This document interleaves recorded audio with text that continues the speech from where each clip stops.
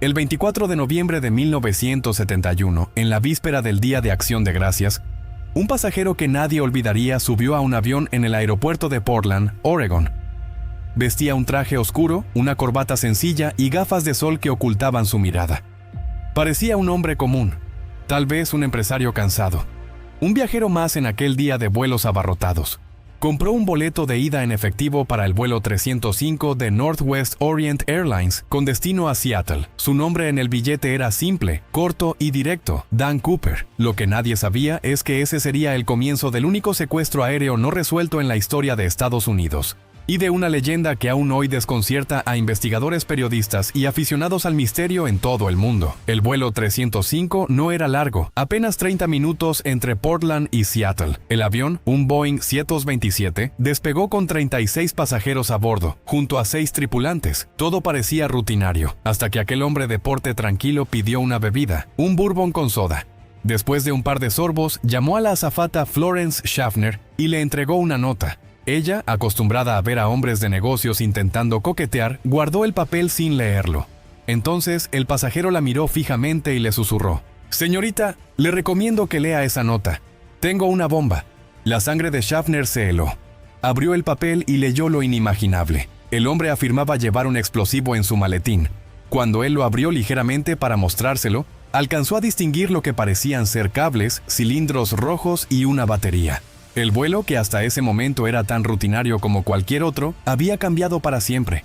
Con calma inquebrantable, el pasajero dictó sus condiciones. Exigía $200,000 en billetes de 20, 4 paracaídas y un camión de combustible listo para cuando aterrizaran en Seattle. Todo debía estar preparado antes de que el avión tocara tierra.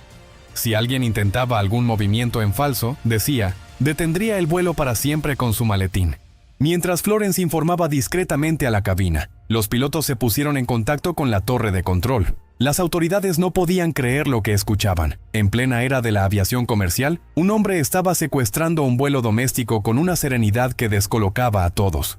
El FBI entró en acción de inmediato, y lo que sucedió en las siguientes horas marcaría la historia para siempre. Los pasajeros, sin saber lo que ocurría, continuaban en sus asientos. Algunos notaban que algo extraño pasaba porque la tripulación parecía nerviosa, pero no había gritos ni violencia. Era un secuestro insólito, llevado con cortesía y tensión silenciosa. Cooper, como después lo llamarían, no levantaba la voz, no insultaba, no mostraba nerviosismo, solo repetía con precisión lo que quería: dinero, paracaídas y combustible. Cuando el avión comenzó a descender hacia Seattle, la tensión se volvió insoportable. Afuera, en el aeropuerto, policías y agentes del FBI esperaban, pero la orden era clara: cumplir con las demandas. Nadie quería arriesgar las vidas a bordo. En tierra se preparaban los billetes marcados para rastrear su origen, los paracaídas pedidos y todo lo que aquel hombre misterioso había exigido. El avión debía ser atendido como si nada, y los pasajeros debían salir con vida. Para quienes estaban a bordo, cada minuto parecía eterno. El hombre de gafas negras se mantenía sentado, tranquilo, observando por la ventana y fumando cigarrillo tras cigarrillo, como si estuviera disfrutando de un viaje cualquiera. Su calma desconcertaba aún más que su amenaza. No parecía un criminal desesperado, sino alguien que había planificado cada detalle con precisión quirúrgica. Al acercarse a Seattle, la tripulación recibió la confirmación de que todo lo exigido estaba listo. El FBI había reunido $200,000 en efectivo, billetes de 20 cuidadosamente contados, y los paracaídas estaban preparados. El combustible también esperaba junto a la pista. Pero lo que nadie sabía aún era que este sería solo el comienzo de un misterio mucho más grande. La historia de un hombre que entró en un avión con un maletín y salió de él saltando al vacío para jamás ser encontrado. Ese día, un hombre desconocido se convirtió en leyenda. El mundo pronto lo conocería como D.B. Cooper, aunque ese no era su nombre real, sino un error de prensa que se volvería inmortal. Lo cierto es que aquel pasajero estaba a punto de ejecutar la desaparición más desconcertante de la historia moderna. El Boeing 727 descendió lentamente hacia el aeropuerto de Seattle bajo un cielo gris, y cada segundo parecía alargarse como una cuerda a punto de romperse. Adentro, la tensión era tan densa que se podía sentir en el aire. El hombre de las gafas oscuras se mantenía sereno, fumando otro cigarrillo mientras observaba por la ventana como si supiera exactamente qué esperar. No hubo gritos. No hubo caos. Los pasajeros, aunque nerviosos, aún no entendían la magnitud de lo que sucedía. Para ellos, solo era un retraso extraño en el vuelo. A las 17:45 el avión tocó tierra. De inmediato los pilotos recibieron instrucciones de la torre: detenerse en una zona apartada del aeropuerto, lejos de la terminal principal. Allí esperaba un camión de combustible, un maletín con el dinero exigido y 4 paracaídas, todo entregado según las órdenes de aquel secuestrador enigmático. Afuera, agentes del FBI observaban con binoculares desde la distancia, intentando descifrar los movimientos de Cooper sin provocar ninguna reacción peligrosa. La negociación fue precisa. Cooper ordenó que se mantuvieran las luces apagadas alrededor del avión y que nadie se acercara demasiado. No toleraría trucos. Mientras tanto, dentro de la cabina, Florence Schaffner transmitía sus instrucciones con una calma admirable. «Todo saldrá bien si siguen mis reglas», repetía él con voz firme. Nunca gritaba, nunca se mostraba ansioso, y eso desconcertaba aún más a la tripulación. Parecía tener todo ensayado, como un guión que seguía al pie de la letra. Minutos después, los objetos exigidos fueron entregados. $200,000 en billetes de 20, cuidadosamente empaquetados en una bolsa de lona, y los 4 paracaídas. Cooper revisó cada paquete con atención. Contó el dinero por encima, comprobó que los paracaídas estuvieran en buen estado y, satisfecho, asintió. Era como si estuviera comprando un boleto de tren, no protagonizando un secuestro aéreo. Entonces dio la orden que cambió el rumbo de esa noche. Todos los pasajeros debían ser liberados. Uno por uno, los 36 viajeros descendieron por la escalerilla trasera sin comprender aún la magnitud de lo que había pasado. Muchos pensaban que se trataba de una falla mecánica o de una emergencia menor. Nadie imaginaba que acababan de ser parte de un episodio que haría historia. Con los pasajeros a salvo, Cooper quedó a solas con la tripulación. El capitán William Scott, el copiloto Bob Ratajczak, el ingeniero de vuelo H.E. Anderson y 2 azafatas, Tina Mucklow y Florence Schaffner. La tensión no se había ido, solo había cambiado de forma. Ahora el secuestrador tenía el control absoluto del avión, del dinero y de los movimientos que seguirían. Las horas avanzaban y el plan de Cooper empezaba a tomar forma. Ordenó que el avión fuera reabastecido de combustible de inmediato. Dio instrucciones específicas. Debía despegar rumbo a Ciudad de México, pero a una altitud baja de no más de 3,000 metros y a una velocidad reducida de menos de 200 nudos. Exigió que los flaps estuvieran extendidos y el tren de aterrizaje listo. Eran órdenes técnicas tan precisas que los pilotos comprendieron de inmediato. Aquel hombre sabía de aviación. No era un improvisado, era alguien con conocimientos militares o experiencia de vuelo. La tripulación se miraba entre sí con incredulidad. Nadie entendía qué pretendía. ¿Un escape imposible a baja altitud? ¿Un aterrizaje secreto en algún punto intermedio? El FBI también estaba perplejo. Cada movimiento parecía calculado, y lo más inquietante era que Cooper no mostraba ningún signo de miedo. Todo en él era serenidad y control. Mientras el avión era cargado con combustible, Cooper se tomó otro bourbon con soda y encendió otro cigarrillo. No hablaba mucho, no divagaba, solo hacía preguntas puntuales sobre la capacidad del avión, las rutas posibles y el estado de los paracaídas. Luego pidió algo más, que le dejaran la puerta trasera del Boeing lista para ser usada en pleno vuelo. Aquella orden, absurda en apariencia, sería la clave de un misterio que marcaría el resto de la historia. Pasadas las 19:40, el avión estaba listo para despegar otra vez. Afuera, la policía y el FBI habían trazado planes de seguimiento. Varios aviones militares despegaron en secreto para vigilar al Boeing desde el aire. La tensión crecía como una cuerda cada vez más tensa, a punto de quebrarse. Cooper se acomodó en su asiento trasero, la bolsa de dinero junto a él, los paracaídas revisados y preparados. El siguiente movimiento no solo iba a ser audaz, sino casi suicida. El vuelo 305 rodó nuevamente por la pista, bajo una lluvia ligera que comenzaba a caer sobre Seattle. La tripulación, exhausta y nerviosa, seguía cada instrucción al pie de la letra. Cooper, inmóvil, esperaba. El avión despegó y se elevó lentamente hacia la oscuridad de la noche, con un secreto a bordo que el mundo estaba a punto de conocer. El secuestrador misterioso había cumplido cada paso de su plan. Solo faltaba la parte más increíble, la que lo convertiría en leyenda. Desaparecer en pleno vuelo, en medio de la tormenta y bajo un cielo que lo tragaría sin dejar rastro. El Boeing 727 se alzó nuevamente en la noche, despegando desde Seattle como si fuera un vuelo cualquiera. Pero en su interior ya no quedaban pasajeros inocentes. Solo permanecían la tripulación y aquel hombre de gafas oscuras que tenía el control absoluto de todo. El cielo estaba cubierto por nubes pesadas y la lluvia golpeaba el fuselaje, un escenario que parecía diseñado para lo que iba a suceder. La tripulación volaba con miedo y desconcierto, obedeciendo cada instrucción de Cooper, que seguía sentado con la bolsa de dinero asegurada y los paracaídas listos a su lado. El secuestrador había dado órdenes específicas que no dejaban lugar a dudas. El avión debía volar bajo, a menos de 3.000 metros, y mantenerse a una velocidad reducida. El tren de aterrizaje debía permanecer extendido, algo inusual en pleno vuelo, y los flaps ajustados en un ángulo que hacía el avance incómodo. Para los pilotos, todo era un sinsentido, pero había algo en el tono de Cooper que no dejaba espacio para cuestionar. Hablaba con precisión técnica, como un hombre que sabía exactamente lo que hacía. Durante las primeras horas en el aire, la tensión fue insoportable. La azafata Tina Mucklow fue quien permaneció más cerca de él. Relató después que Cooper no parecía nervioso ni exaltado. De hecho, le ofreció un cigarrillo como si compartieran un viaje común. «No se preocupe, señorita», le dijo en un momento. «Todo va a estar bien». Era extraño escuchar palabras tranquilizadoras de alguien que sostenía el destino de todos a bordo, pero Tina recordaría siempre esa calma. Mientras tanto, los pilotos recibían mensajes en clave de la torre. Aviones militares seguían de cerca al Boeing, aunque Cooper nunca lo supo, o al menos nunca lo mencionó. Afuera, la tormenta rugía, y dentro de la cabina solo reinaba un silencio tenso, roto por la voz ocasional de Cooper pidiendo actualizaciones sobre la ruta. Ordenó que se mantuvieran hacia el sur, con destino inicial a Reno, Nevada, como escala técnica antes de llegar a México. Todo parecía un plan diseñado para desaparecer en algún punto intermedio. La tripulación comenzó a sospechar lo inevitable. Cooper no pensaba llegar a México. Algo en la forma en que revisaba los paracaídas y acomodaba la bolsa de dinero lo confirmaba.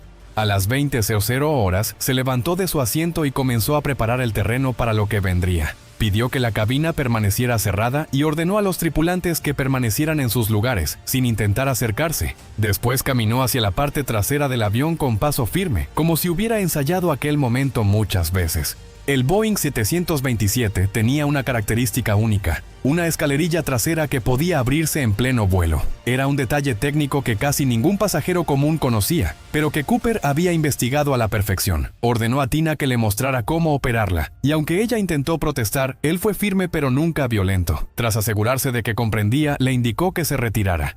Tina volvió a la cabina, con el corazón acelerado, sabiendo que algo increíble estaba por suceder. A las 20:13, los pilotos sintieron una leve sacudida en la parte trasera del avión. Una señal en los instrumentos confirmó lo que temían. La escalerilla había sido abierta. El aire helado entró de golpe, mezclado con el rugido de la tormenta. La tripulación permaneció en silencio, sin atreverse a mirar atrás. Cooper estaba listo.